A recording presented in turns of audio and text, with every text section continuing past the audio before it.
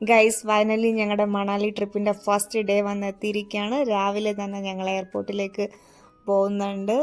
അവിടെ check in ഒക്കെ ചെയ്തിട്ട് കുറച്ച് റീൽസൊക്കെ എടുത്തതിന് ശേഷം ഞങ്ങൾ അകത്ത് ഫ്ലൈറ്റിലോട്ട് കയറാൻ വേണ്ടിയിട്ട് പോയി. പുറത്ത് നല്ല മഴ ഉണ്ടായിരുന്നു.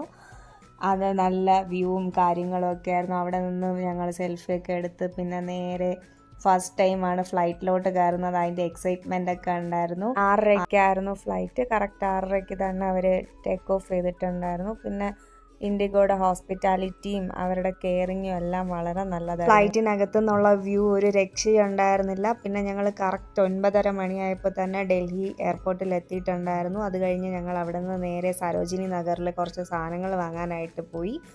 അവിടെ ഡൽഹിയുടെ ചൂടെന്ന് പറയുന്നത് സഹിക്കാൻ പറ്റാത്തതാണ്. വെന്തുരുക്കി എന്ന് തന്നെ പറയാം.